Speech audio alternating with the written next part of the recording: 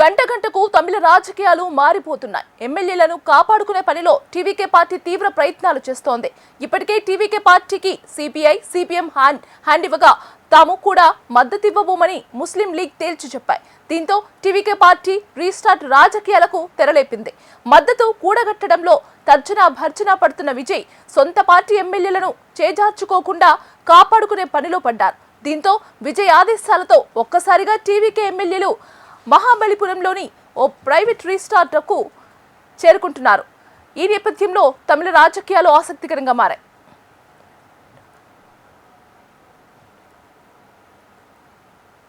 ఇక ఇదే అంశానికి సంబంధించి మరింత సమాచారం అందించడానికి మా కన్సల్టెంట్ ఎడిటర్ శివప్రసాద్ ఫోన్లో సిద్ధంగా ఉన్నారు.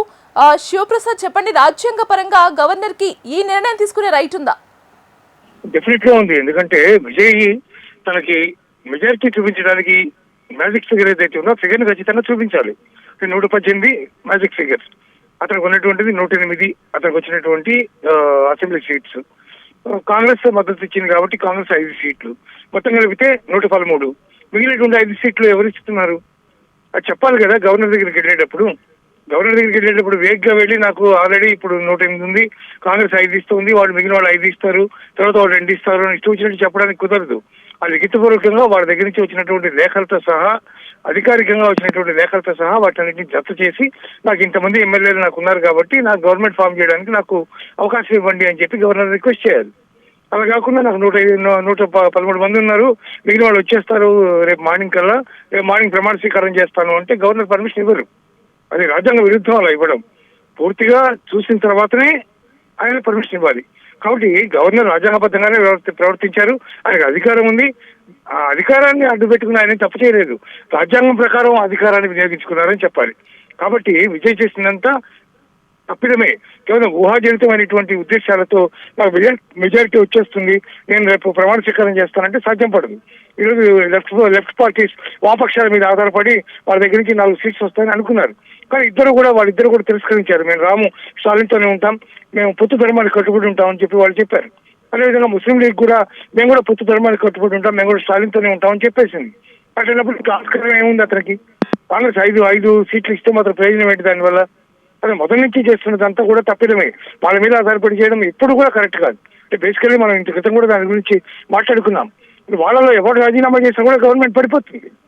మళ్ళీ ఇంకొకసారి ఏమైనా కాడపట్టి బతుకునాడాలి, లేదా మళ్ళీ నీ మెజార్టీని నిరూపించుకోవాలి, ఇంకొక పార్టీని నువ్వు అడిగి రిక్వెస్ట్ చేసి వాళ్ళని రమ్మనాలి. ఇవన్నీ ఇంత పెద్ద ప్రాసెస్ అంతా ఎందుకు? పెట్టుకునేది ఏదో అన్నాడీఎంకే నుంచి వస్తానన్నారు కదా, అన్నాడీఎంకే నుంచి తీసుకో. అయితే అన్నాడీఎంకే టోటల్ అన్నాడీఎంకే మొత్తం అంతా కూడా నీతో కలుస్తానన్నారు, ఆ పని చేయి. లేదా డిఎంకే ఒక స్టాలిన్తోనే ఒకటి కలిసి గవర్నమెంట్ ఫామ్ చేయపోని.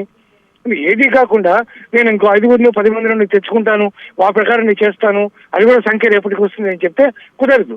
కాబట్టి ఇప్పుడు టీవీకి తానే తన యొక్క సభ్యులను రక్షించుకోవాల్సిన పరిస్థితి ఏర్పడింది. వాళ్ళు కొంతమంది అన్నాడీఎంకే దగ్గరికి వెళ్ళిపోవచ్చు, లేదా కొంతమంది డిఎంకే దగ్గరికి వెళ్ళిపోవచ్చు. రేపు పొద్దున డిఎంకే అన్నాడీఎంకే కలిసి ఒకవేళ గవర్నమెంట్ ఫామ్ చేసే అవకాశం ఉంది. ఇన్ని రకాలైనటువంటి పరిస్థితుల మధ్య తన ఎమ్మెల్యేని కాపాడుకోవడం అతనికి ప్రధానమైనటువంటి లక్ష్యంగా మారిపోయింది.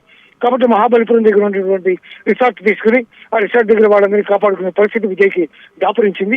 అతను చేసిందంతా కూడా వ్యూహాత్మకమైనటువంటి తప్పిదం. అతను వెనక ఎవరున్నారో, ఎవరు చెప్తున్నారో, ఎవరు సలహాలు ఇస్తున్నారో తెలియదు. కానీ మొత్తానికి అతను ఇట్లాంటి తప్పు ఆలోచన చేస్తాడని ఎవరు అనుకోరు. అతని యొక్క రాజకీయ పరిణితి లేనటువంటి తనం స్పష్టంగా దీన్ని బట్టి మనకు కనిపిస్తోంది. ఈ విషయంలోనే తప్పు చేసిన వ్యక్తి లేకపోతే పరిపాలనలో ఇంకెంత బాగా చేయగలరో కూడా మనం అర్థం చేసుకునే పరిస్థితి కూడా కనిపిస్తుంది. గీతిక, శివప్రసాద్, మీరు అన్నారు రాజ్యాంగ పరిమితుల వల్ల ఈ నిర్ణయం తీసుకున్నారు గవర్నర్ అని చెప్తున్నారు. మరి ఈ నేపథ్యంలో విజయ్ తదుపరి నిర్ణయం ఎలా ఉండబోతుంది? పోరాటమా లేక రాజీనా? అంటే ఆయన పోరాటం చేయాలంటే ఎవరి మీద పోరాటం చేస్తాడు? రాజ్యాంగం మీద పోరాటం చేయడానికి వీల్లేదు. నువ్వు 118 సీట్ల సంఖ్య చూపించి అప్పుడు కూడా గవర్నర్ గారిని ఒప్పుకోకపోతే అప్పుడు నువ్వు రాజ్యాంగపరమైనటువంటి పోరాటం చేయొచ్చు. ఇప్పుడు ఆయన చేయాల్సిందల్లా అన్నాడీఎంకేనో డిఎంకేనో ఎవరో ఒకరు బతుకులాడుకోవాలి. మీరు మాకు మద్దతు ఇవ్వండి, మేము గవర్నమెంట్ ఫామ్ చేస్తామని చెప్పాలి. ఆల్రెడీ ఇవాళ ఉదయం జరిగినటువంటి డెవలప్మెంట్స్ లో అన్నాడీఎంకే నుంచి కొంతమంది వచ్చి జాయిన్ అవుతా ఉన్నారు, వీళ్ళు టీవీకేలో జాయిన్ అవుతా ఉన్నారు. మొత్తం కలిపేస్తాం 2/3 మెజార్టీ 32 మంది వచ్చి జాయిన్ అవుతామని చెప్పారు వాళ్ళు.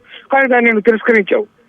అప్పుడు కనుక దాన్ని తీసుకుని ఉంటే నీకు కాంగ్రెస్ తో పని లేదు, వామపక్షాలతో పని లేదు, ముస్లిం లీగ్ తో పని లేదు. ఓ సింగిల్ లార్జెస్ట్ పార్టీ, దీని తర్వాత ఉన్నటువంటి సింగిల్ లార్జెస్ట్ పార్టీ అదే అవుతుంది. కాబట్టి ఆ 32 మంది నీ దగ్గరికి వస్తారు, ఆటోమేటిక్గా నువ్వే గవర్నమెంట్ ఫామ్ చేస్తావు.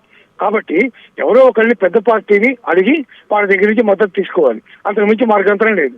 లేదా ఆయన అనుకున్న ప్రకారం లెఫ్ట్ పార్టీ ఇద్దరిని కన్విన్స్ చేయాలి, 4 సీట్లకి ముస్లిం లీగ్ని కన్విన్స్ చేయాలి. ఇవన్నీ చేస్తే అప్పుడు మళ్ళీ వాళ్ళకి సపోర్ట్ ఇచ్చే అవకాశం ఉంది. వాళ్ళు తేల్చి చెప్పేశారు కాబట్టి ఇప్పుడు అవకాశం లేదు. అందువల్ల ఖచ్చితంగా అన్నాడీఎంకే సపోర్ట్ కోసం అతను ప్రయత్నం చేయాల్సినటువంటి అవసరం ఉంది. అలా చేయకపోతే ఆయనకి పరిస్థితి అనుకూలించే పద్ధతిగా మాత్రం కనిపించట్లేదని చెప్పొచ్చు గీతిక. అలాగే ఈ అంశానికి సంబంధించి విజయ్ కోర్టుని ఆశ్రయించే అవసరం ఉంటుందంటారా?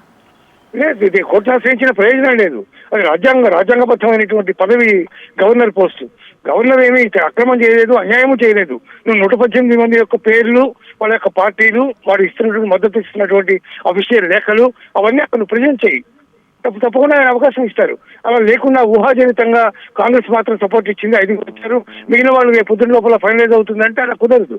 అవన్నీ చేసుకుంటా అప్పుడు నేను నీకు ఇస్తానని చెప్పి అని చెప్పారు. అందులో కరెక్టే. అందులో కోర్టును ఆశ్రయించే ప్రయోజనం ఏముంది? ఎటువంటి ప్రయోజనం లేదు కోర్టును ఆశ్రయించినా.